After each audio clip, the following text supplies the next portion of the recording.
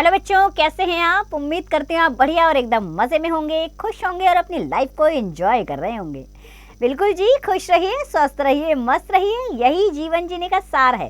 देखिए, जब हम खुश होते हैं तो हमारे शरीर में रक्त संचार बहुत बेहतरीन तरीके से होता है, हर कार्य में रुचि भी उत्पन्न होती है।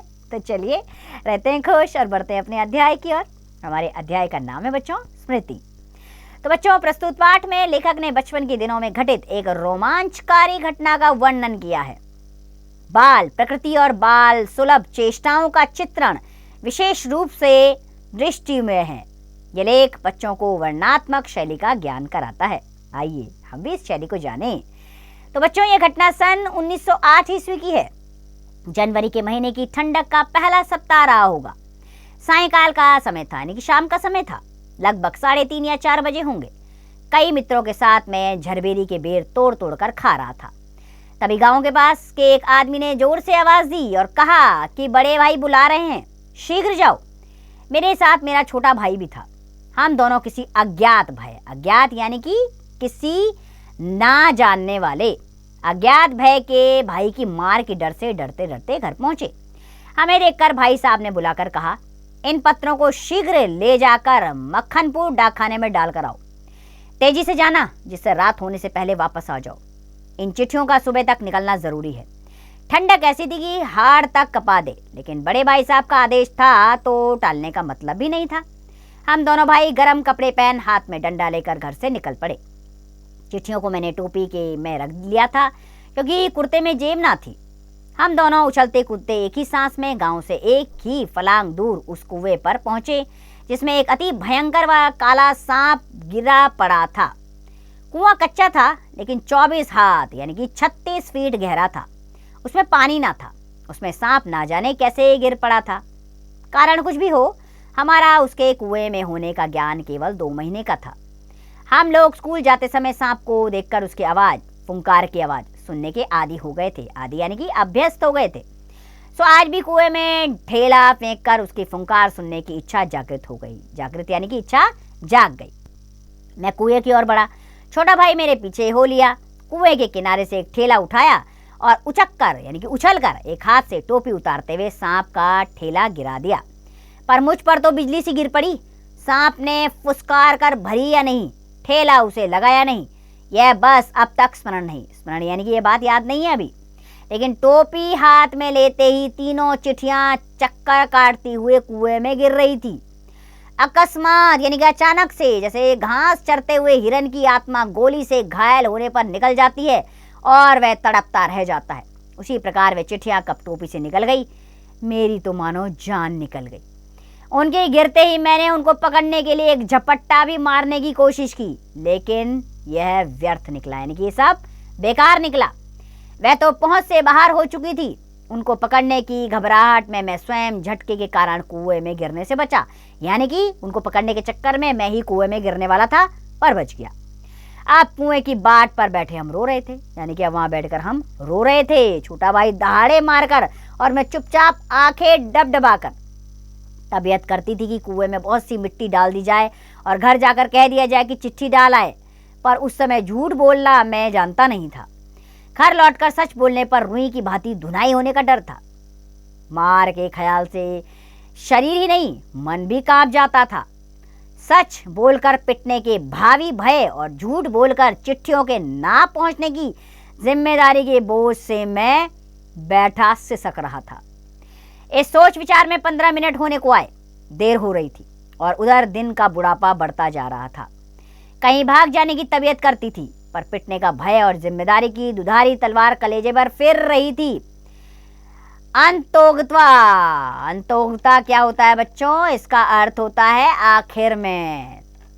तो अंतोगता क्या हुआ? कुएं में घुसकर चिट्ठियों को निकालने का निश्चय किया, यानी कि अब निश्चय किया कि कुएं में जाकर अब ये चिट्ठियां निकालनी होगी। कुएं में मौत सामने खड़ी थी, फिर भी मन में विश्वास था कि डंडे से सांप को मार दूंगा, तब फिर चिट्ठियां उठा लूंगा। बस इसी दृढ़ विश्वास के साथ मैंने कुएं में घुसने की ठानी।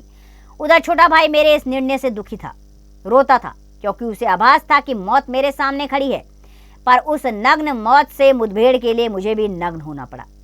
छोटा भाई भी नंगा हुआ। एक धोती मेरी, एक छोटे भाई की, एक चने वाली, 2 कानों से बंधी धोतियों को मिलाकर रस्सी बनाकर मैं कुएं में उतरा। मैंने कुएं में उतरने से पहले छोटे भाई को आश्वस्त किया था कि वहां उतरकर मैं सांप को मार डालूंगा और चिट्ठियां आसानी से उठा लूंगा। लेकिन यहाँ तो सांप पहले से ही फन फैलाए धरातल से एक हाथ ऊपर उठा हुआ लहरा रहा था। कुएं में नीचे संकरापन होने के कारण डंडा चलाने के लिए पर्याप्त स्थान भी ना था।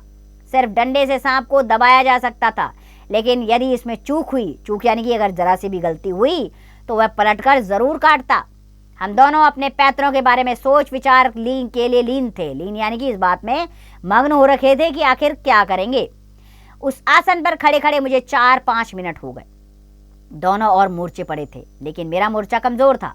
बस एक सूरत थी कि किसी प्रकार चिट्ठियों को सांप के पास से अपनी ओर सरकाया जाए, इसलिए मैंने उस डंडे से दबने का ख्याल छोड़ दिया। डंडे को लेकर ज्यों ही मैंने सांप की ओर चिट्ठी सरकाने के लिए बढ़ाया कि फुंकार के साथ काली बिजली तड़पी और डंडे पर गिरी। सांप ने अपनी पूरी शक्ति से डंडे पर प्रहार किया था। उसने लगातार फूं फूं करके डंडे पर 3-4 चोटें की। वह डंडा भी पहली बार इस भांति अपमानित हुआ था, या शायद वह सांप का उपहास कर रहा था, यानी कि उसका मजाक उड़ा रहा था।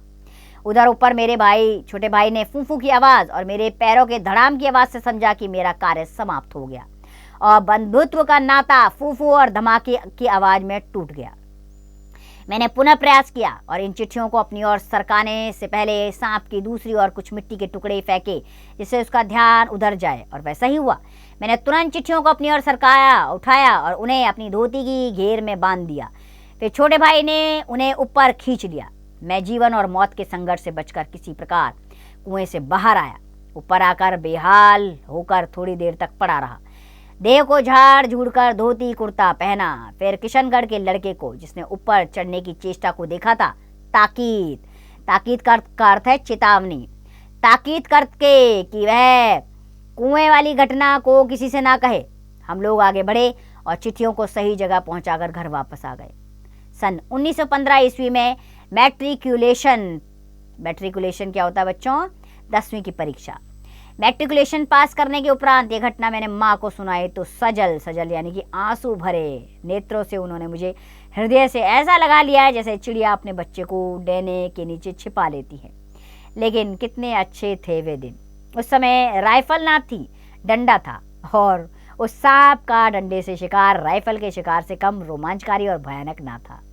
तो बच्चों, ये थे श्री राम राय शर्मा, जिन्होंने एक छोटी सी कहानी हमें समझाई है कि किस प्रकार बचपन में हम हरकतें करते हैं, लेकिन कई बार ये हरकतें, हमारा शरारतपन जो होता है, भयानक साबित हो सकता है। इसीलिए सावधान रहने की आवश्यकता होती है हमेशा। चलिए अभ्यास प्रश्नों पर आते हैं।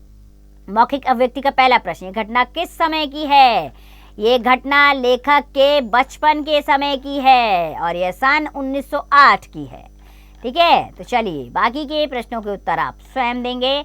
हम अगले प्रश्न की ओर बढ़ते हैं। लिखित अभिव्यक्ति में प्रश्न है, सही उत्तर वाले गोले को रंगिए। पहला वाक्य, लेखक व उसका छोटा भाई डरते डरते घर क्यों पहुंच गए? तो इसका पहला विकल्प सही है, भाई की मार के डर से। इसी प्रकार बाकी के विकल्प आप स्वयं चुनिए। ख, रिक्सानों की पूर्ति करनी है। पहला वाक्य है, चिट्ठियों को पकड़ने की कोशिश में मैं स्वयं झटके के कारण कुएं में गिरने से बचा। बाकी के रिक्सान आप स्वयं पूर्ण करिए। गौ में सही गलत का निशान लगाना बच्चों। पहला वाक्य, घटना जून महीने की गर्मी के पहले सप्ताह की है, तो इसमें गलत का निशान लगाएंगे क्योंकि ये तो सर्दी की घटना थी। इसी प्रकार बाकी के वाक्य पढ़कर सही गलत का निशान स्वयं लगाइए। गौ में गद्यांश दिया गया है, जो पाठ से ही लिया गया है।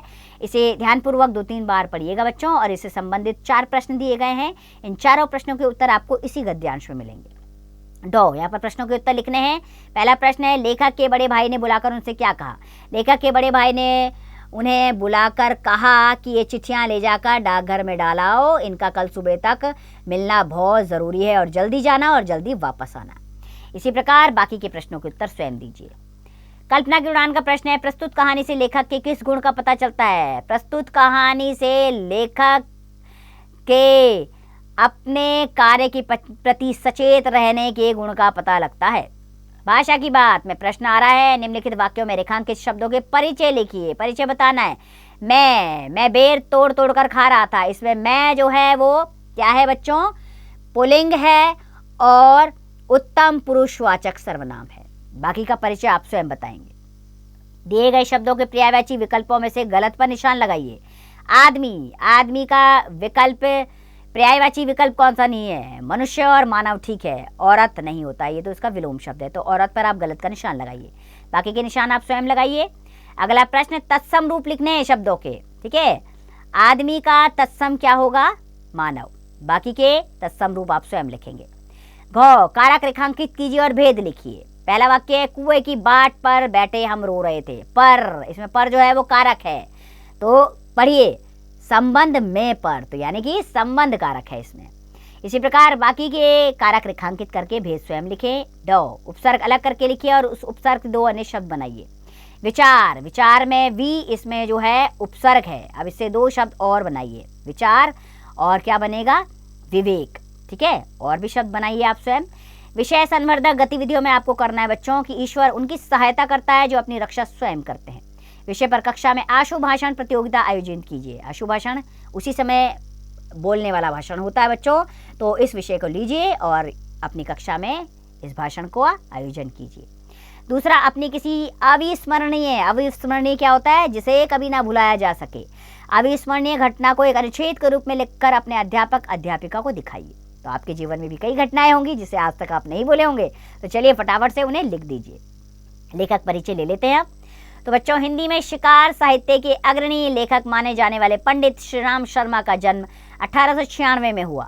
प्रारंभ में उन्होंने अध्यापन कार्य किया, बाद में वे साहित्य की सेवा में लग गए। वे विशाल भारत के संपादक रहे। उनकी प्रमुख रचनाएं हैं शिकार, जंगल के जीव, बोलती प्रतिमा, सेवाग्राम की डायरी, सन 42 के संस्मरण आदि। इनका निधन सन 1967 में हुआ था। तो ये था अध्याय लेखक के द्वारा लिखा गया। तो बच्चों, इस अध्याय के लेखक हैं श्रीराम शर्मा, जिन्होंने बताया है कि इस तरह की शरारतें हम बचपन में करते थे और करते हैं आज भी बच्चे। लेकिन ध्यान रखिए बच्चों, सचेत रहना चाहिए। कई बार कई शरारतें जो हैं आपको मुसीबत में डाल सकती हैं, तो सावधान रहने की ज़रूरत है। अपनी पढ़ाई जारी रखिए और सावधानी रखिए। शरारतें करें, छोटी मोटी चलती हैं, लेकिन अपना और दूसरा का नुकसान ना होने पाए, इस बात का ध्यान रखिएगा। इसी के साथ खुश रहिए, स्वस्थ रहिए, मस्त रहिए और इस पाठ का अभ्यास करते रहिए।